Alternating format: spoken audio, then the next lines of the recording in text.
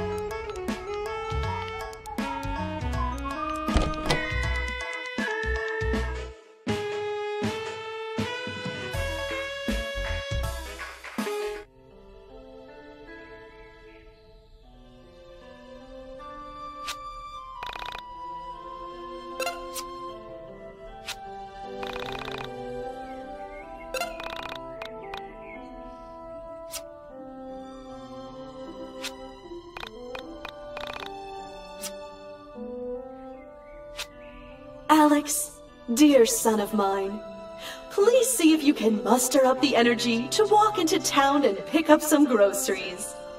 I've included a list below. Not even home 5 minutes and she's already barking orders at me.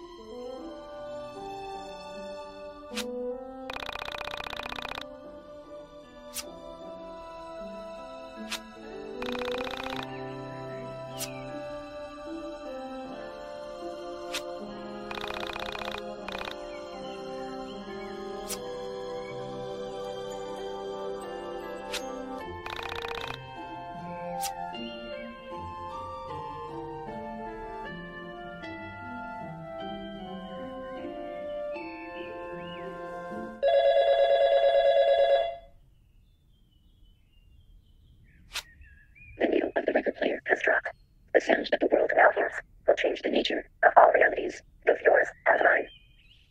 What? The needle of the record player has struck. Can't you hear the music?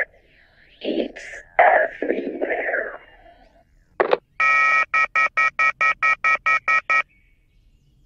That phone call was surely one of the strangest I've ever received. And no, I couldn't hear the music.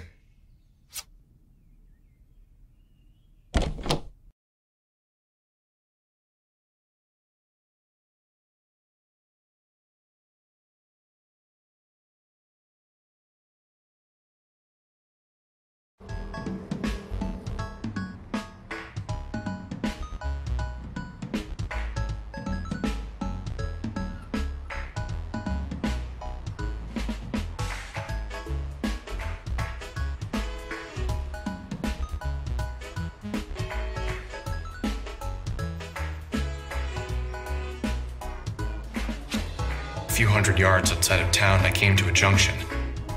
Mulling over the strangeness of being back home, I stopped to notice a forest I'd never explored.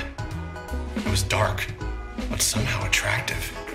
I made a mental note to explore it later, and took a step towards town when I heard a meow near my feet. I pictured what it would be like to be the owner, and I imagined describing him to a friend. Lonely? Nah, I don't get too lonely. Besides my mom, there's only a cat. An old cat. But a good friend to talk to. My fictional friend would reply, "You talk things over, do you?" I'd nod. Uh-huh. Been together a long time, so we can read each other's moods. I understand what makes the cat tick. The cat knows what makes me tick. Of course, I didn't know this cat at all. We'd never met. He was a funny-looking cat, with a funny resting face and a Salvador Dali mustache. I couldn't imagine picking out this cat to bring home from a store. I leaned down to pet him, without entirely knowing if cats like to be pet at all. His coarse hair ran through my fingers as he purred. Clearly he liked me. That was a good sign. Alex Eagleston, college graduate, friend of small animals. Hey! Give them back to me!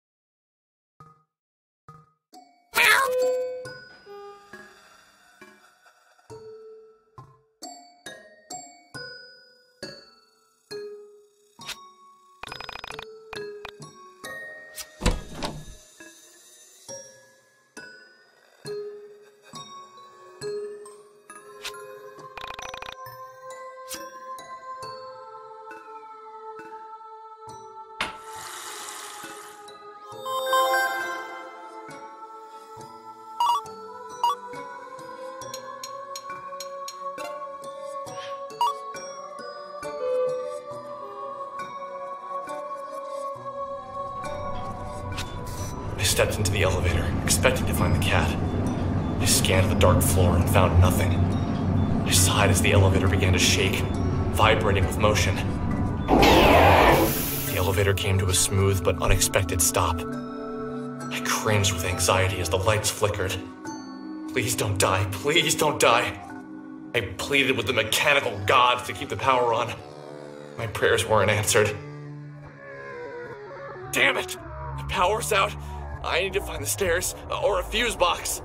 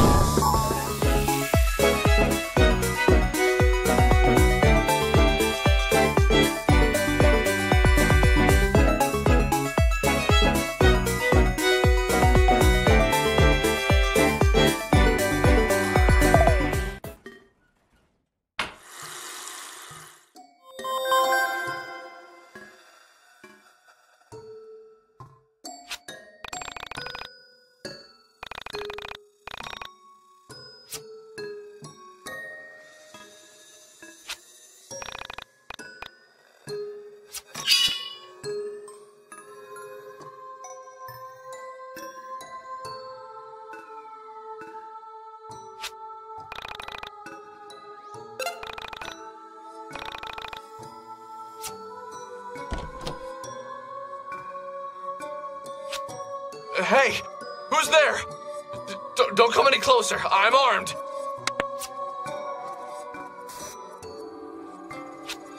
Relax and quiet down. It's me, Panda. Panda? Why are you here? I came here to help you. I'm always there for you when you need me. That's good to hear. What sort of help did you have in mind? My primary use is as a barrier. I can block oncoming enemy attacks and create barriers between you and many other obstacles. My metal shield makes me very heavy, so you can use me to hold down switches and to clear small gaps by stepping on my head. You can press to summon me. Remember to press again to call me back. Also remember that some weighted switches will have reverse effects if you take me off. So, press to summon you and press it again to take you back? I think I get it.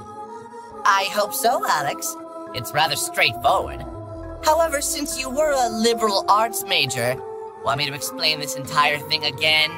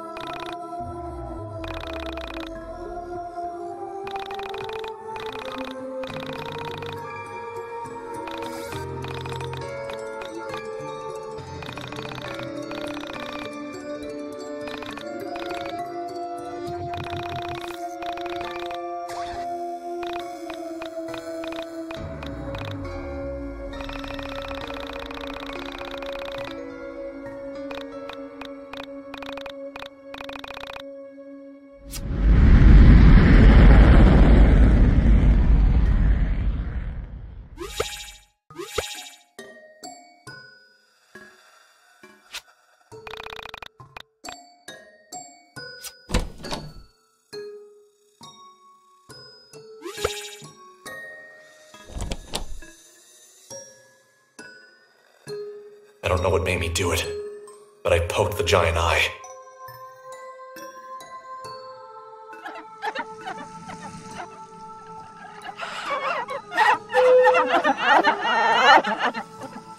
The pyramid's tears seemed to power the room. What the hell is going on here?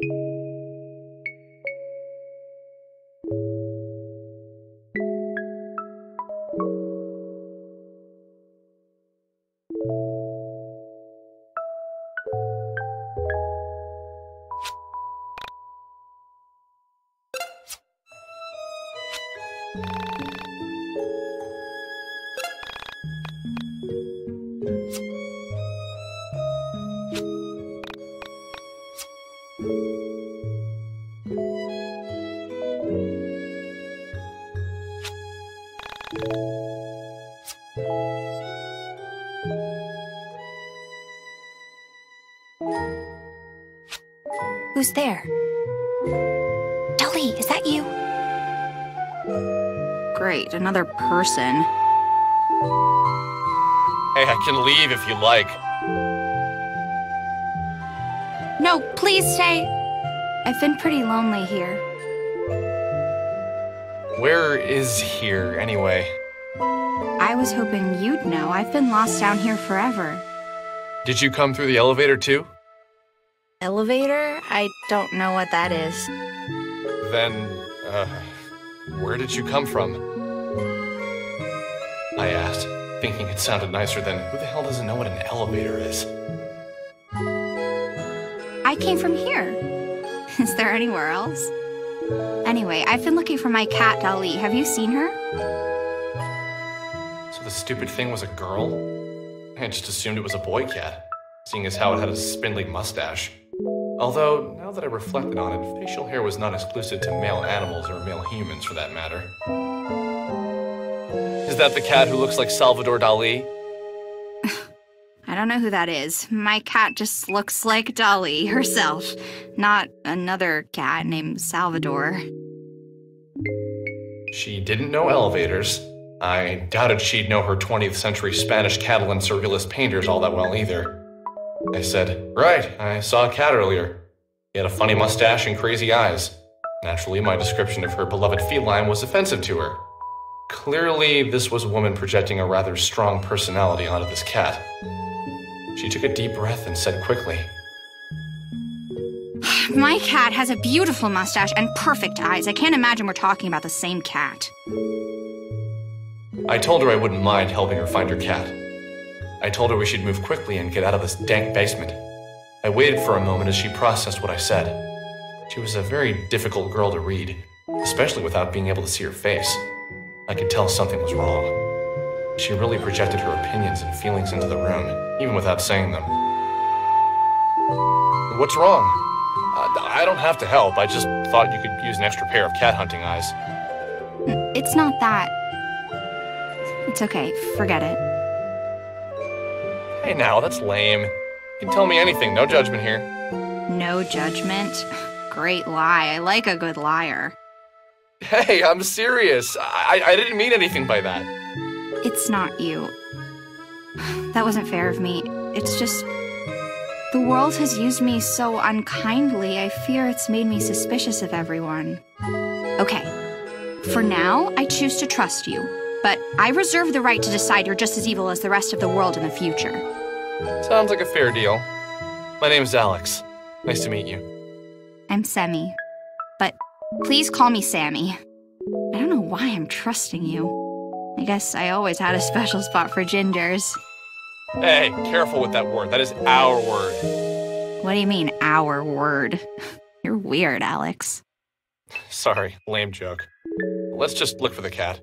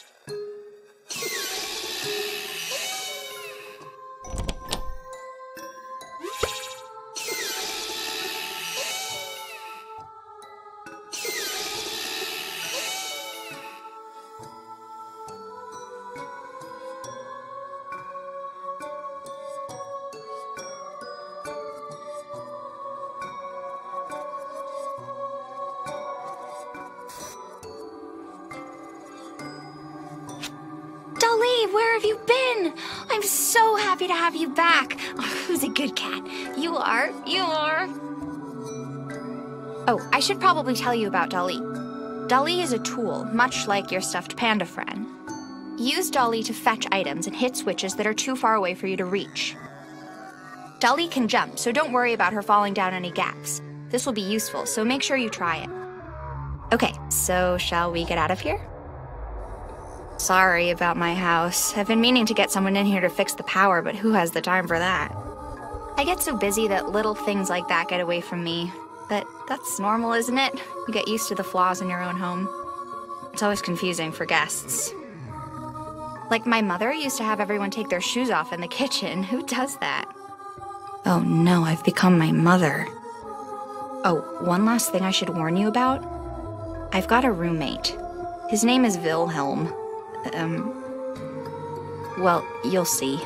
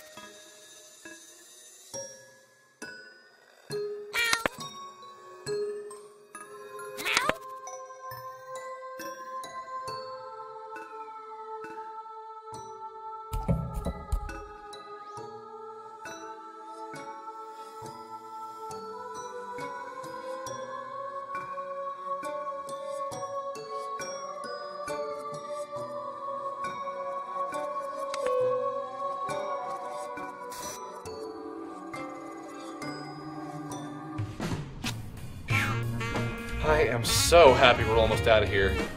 This isn't really what I expected to be doing with my day. Well, at least we found Ali. Imagine how much worse it would have been without her. Right. So, where do you live? I'll walk you back home, or maybe I can borrow my mom's car and drive you if it's outside of Frankton. What do you mean? This is my home. This is where I live. What? You live in this shithole? That's not very nice. I'd never call your house a rat hole because I have manners. Ever heard of them, Alex? Sorry. It's just not every day I meet a girl who lives in an old factory. I don't see it that way. I almost feel as if the factory lives with me. As if the factory, just like Dali, is part of me. The factory is part of you? Wow, you're almost as dumb as you look. Of course the factory isn't part of me, that's just weird. But do you actually live here? Yeah, just me and Dolly. But usually Dolly's better about keeping me company, you know? He isn't always just running off to God knows where. I reflected on her words. A mysterious girl who lived with her cat in an old steel mill. It was obvious to me that her words didn't contain the entire truth. Something about her compelled me. Pieces of her story started to fit together in my mind. Well, at least that's what I thought at the time. I can admit now that some pieces were pure fabrication on my part. In my head, her story went something like this. Sammy was homeless. A runaway woman who was trying to escape hard times. Someone who had found refuge in her cat. Maybe the only thing left from her previous life. Somehow this felt right inside my head. And still, I could tell I was missing something. Her clothes were clean, her breath was fresh. And she was much more energetic than any homeless girl I'd ever known. Not that I'd known many. The secret to what I was missing lay in her temperament. Is that your hobby? Is what my hobby? Staring off into space and screwing up your face as if to say, what's going on inside my head is really important, so just let me think. Hey, I don't make that fit.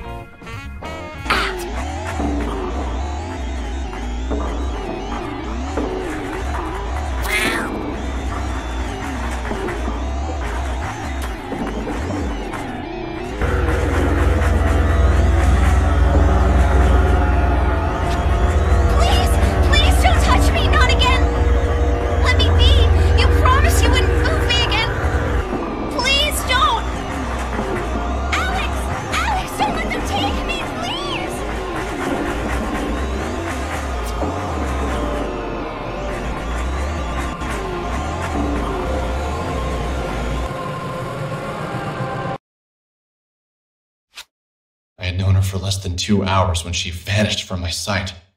Sammy was gone for good, swept away as if she'd never been there at all. A door into nothing, into a different reality, opened up and swallowed Sammy whole. At that moment, I couldn't think. I couldn't breathe. All I could do was replay the scene of her being pulled into obscurity by nothing. There one second and gone the next.